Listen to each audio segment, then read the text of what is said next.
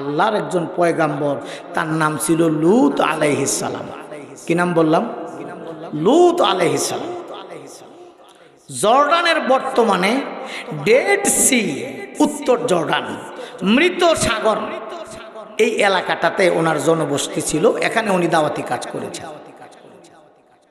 বন্ধুরা আমার, ওই এলাকার লোকজন জালেম, অন্যের অর্থ তছরুপ করত, জনগণের মাল লুণ্ঠন করত। নেতৃস্থানীয় লোকগুলা, বিশেষ করে বহিরাগত কোন সওদাগর ওই এলাকায় মাল বিক্রি করতে নিয়ে গেলে স্যাম্পল দেখতে দেখতে 2 মণ গম শেষ।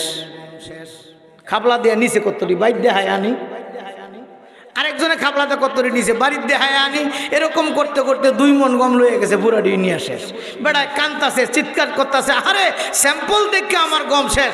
একজনে লইছে এক খাবলা, আমি এটি নিছিলাম দিয়া যাই, আমি 2 মণ নিছি, তোমার এটি দিয়ে কি করবো? খেয়াল করছেন? খেয়াল করছেন কত বড় জালেম? আমাদের সমাজে এরকম কিছু জালেম পাওয়া যায়। আঙ্গুর কিনতে গেছে, যাই কয় তোর আঙ্গুর কত রে, কত রে, কয়া 4টা মুখ দিয়ে লেছে, কয় 400 টাকা কেজি, কয় এত দাম আজকে, কয় আরো 4টা,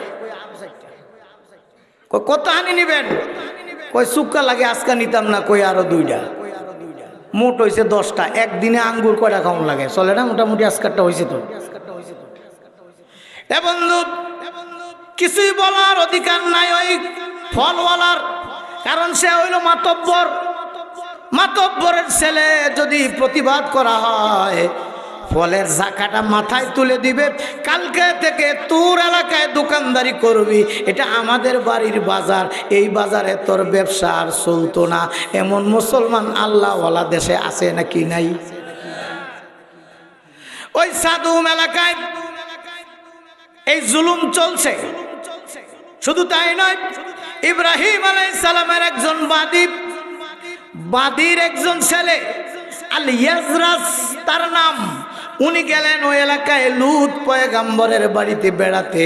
রাস্তায় যাওয়ার পরে আদলা একটা ইটের টুকরা দিয়া এই নবাগত মেহমানটার মাথা ফাটায়া দিছে। নাউজুবিল্লাহ কইতেন না? একজন মেহমান, কথা নাই, বলা নাই, পরিচয় নাই, ইট দিয়া মাইরা দিছে, রক্ত ফিনকি দিয়া ছুটছে।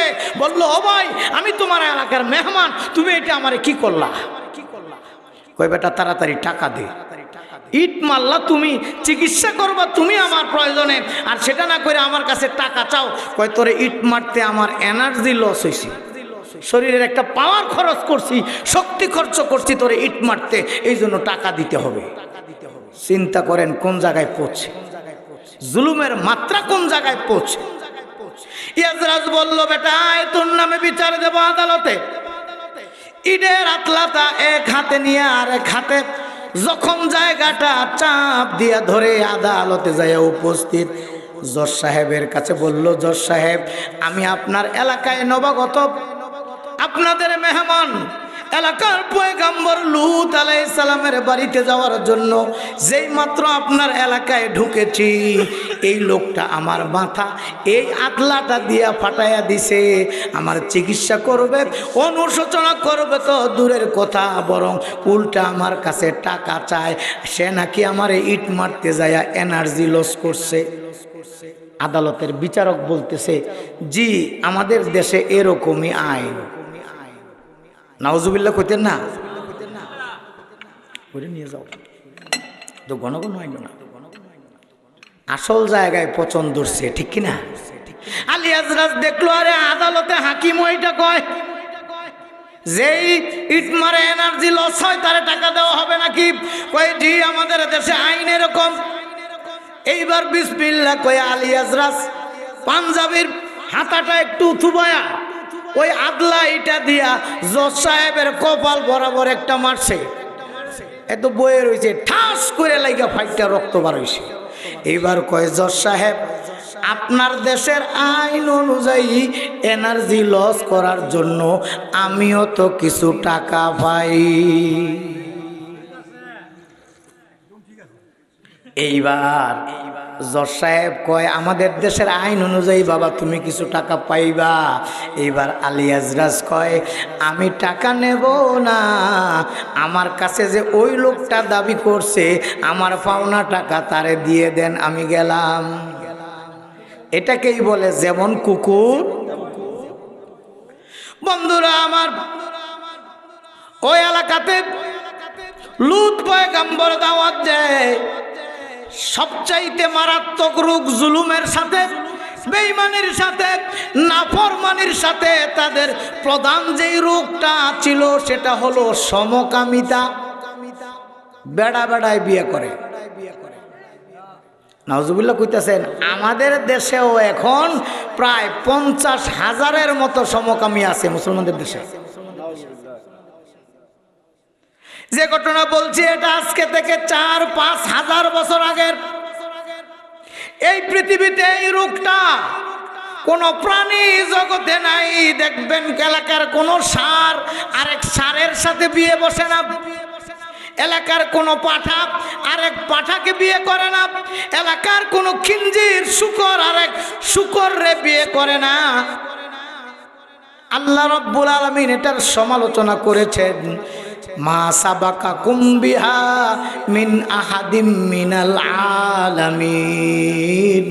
এই বিশ্ব চরাচরে তোমাদের চাইতে খারাপ আর কেউ নাই।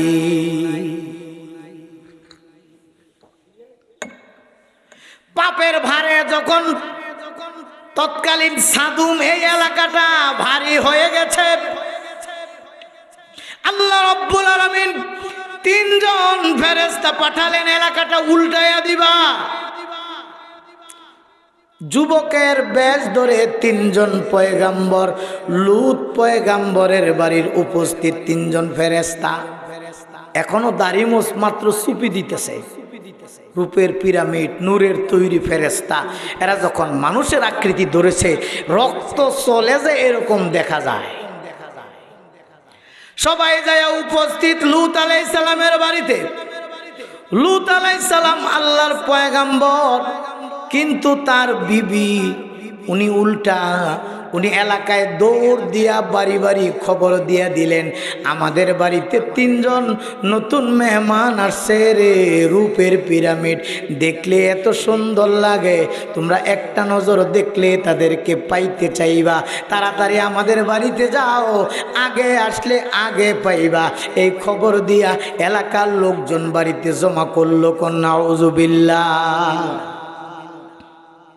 বন্ধুরা আমার, পুরা এলাকার লোকজন এই সমকামী মানুষ নামক পশুর চাইতে নিকৃষ্ট প্রাণীগুলা বাড়ির দরজায় দাঁড়ানো। লূত পয়গম্বর ডাকলেন, হাউলায়ে বানাতি, আরে আমার মেয়ে সন্তানগুলো আছে, এলাকার মেয়েদের সাথে তোমরা নিয়ে যাও, বিবাহ বন্ধনে আবদ্ধ হয়ে দাম্পত্য জীবন আল্লাহর দেওয়া সুন্দর সিস্টেমটা, সাধারণ সিস্টেম যেটা, এটা তোমরা পালন করে বংশ বৃদ্ধি করো, যৌবনের স্বাদ মিটাও। ওইটা আল্লাহ বৈধ করেছেন। ওইটা না করে এখানে কেন আসছো?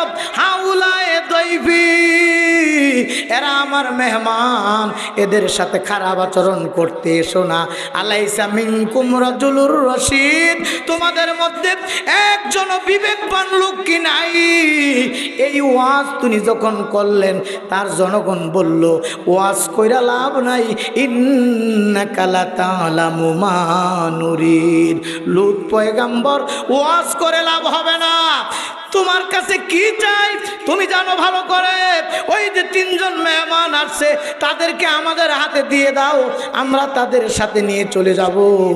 বন্ধুরা আমার, এ অবস্থায় লূত পয়গম্বর আল্লাহর কাছে সাহায্য চাইলেন, আল্লাহ গো, এই লোকগুলার সাথে যুদ্ধ করার মতো সৈনিক জনবল আমার নাই, তোমার কাছে সাহায্য চাই। এইবার 3 জন ফেরেশতা বলল, পয়গম্বর ভয় করার কোনো কারণ নাই, আপনি দরজা খুলে দেন। লূত আলাইহিস সালাম বলে, মেহমান আপনারা তো জানেন না এগুলো যে কত খারাপ, এরা এসে আপনাদের সাথে অপকর্ম করতে চায়। ফেরেশতারা বলতেছে, আপনি ভয় পান কেন? আমরা সাধারণ কোনো মেহমান নই, আল্লাহর পাঠানো 3 জন ফেরেশতা। কন্যা সুবহানাল্লাহ। দরজা খুলছে, খোলার পরে ফেরেশতাদের কাছে আসার পরে একটা টোক্কা দিছে, এক টোক্কায় মাইলের পর মাইল দূরে যায় সিটটা পয়রা দাফরায়া মরছে। কই পরেরটা আয় নেক্সট, আরেক টোক্কা, এটাও মাইলের পর মাইল দূরে যায় পড়ছে। টুক্কা টুক্কি করে কতক্ষণ মারা হলো, এরপরে বাড়ির ভিড় কমে গেছে। এবার তিন ফেরেশতা বলল, পয়গম্বর লূত একটা দুইটা করে মারবো না, আজকে রাত্রটা তাদের সময়, আগামীকালকা ফজরের সুবে সাদেক শুরু হওয়ার সঙ্গে সঙ্গে আপনি এলাকা ছেড়ে চলে যাবেন, আপনার সাথে ঈমানদার মোমেন যারা তাদেরকে সাথে নিয়ে যাবেন। খবরদার আপনার বিবিরে নিয়ে যাইতে পারবেন না। পয়গম্বরের স্ত্রী কিন্তু, এটাও ভালো করে মনে রাখবেন। আল্লাহ পয়গম্বরদের জীবন সঙ্গিনী যাদেরকে করে দিয়েছেন তাদের কারোর চরিত্র খারাপ থাকে না। পয়গম্বরদের স্ত্রী যারা সবাই পবিত্র, আচরণ টাচরণ সব ভালো। লূত আলাইহিস সালামের স্ত্রীও চরিত্রের দিক দিয়ে খারাপ ছিলেন না, কিন্তু ওই অসৎ চরিত্রবান লোকদের সমর্থন উনি করতেন। নিজের চরিত্র খারাপ ছিল না, কিন্তু উনি সাপোর্ট করতেন অসৎ চরিত্রবান লোকদেরকে। এই জন্য উনি কিন্তু যাইতে পারেন নাই। লূত পয়গম্বর ওনার সাথের উম্মতদেরকে নিয়ে যখন বের হয়ে গেছে, পুরা এলাকাটা ফেরেশতারা বেষ্টনী দিয়ে পাতাল পুরী থেকে জমি থেকে আলাদা করে তাদেরকেও আকাশ পর্যন্ত তুলেছেন। দৌড় দিয়ে তারা এলাকা ছেড়ে চলে যেতে চেয়েছে। দৌড়ে এই এলাকার শেষ প্রান্তে যাইয়া দেখে, ওমা আমরা তো আর পৃথিবীর সমতলে নাই, পৃথিবী থেকে হাজার হাজার মাইল উপরে আমরা উঠে গেছি, আমাদের বাঁচার আর কায়দা নাই। সেখানে তুলে তাদেরকে উল্টায়া মেরে দেওয়া হয়েছে। বন্ধুরা আমার, এই জন্য সমর্থনের ব্যাপারটা একটা কঠিন ব্যাপার। আমরা অনেকে নামাজ পড়ি, রোজা করি, হজ করি, জাকাত দিই, ভালো কাজ করি, কখনো সমর্থন যখন আমাদের আসে, করার সুযোগ আসে, তখন সমর্থন করি চোরে রে, বাটপার রে, জেনাখোর রে, ব্যভিচারী রে, তার সাথে যায় সাপোর্ট করি, ক্যানভাস করি, আর বলি শতক আমার এলাকার লোক তো, আমার চাচা তো ভাই তো, আমার মহল্লার তো। কিন্তু আল্লাহ রাব্বুল আলামিন কোরআনের একাধিক আয়াত দিয়া বুঝাইছেন, ইমানদার তুমি নামাজে যেরকম, সমাজে যেরকম, কথায় যেরকম, কাজে সেরকম, তোমার ব্যক্তিগত কাজে যা থাকবে সমর্থনে তার প্রতিফলন থাকবে। তাইলে আখিরাতে তুমি বাঁচতে পারবে, নাইলে ওই চোরের সাথে তোমার হাসর হবে।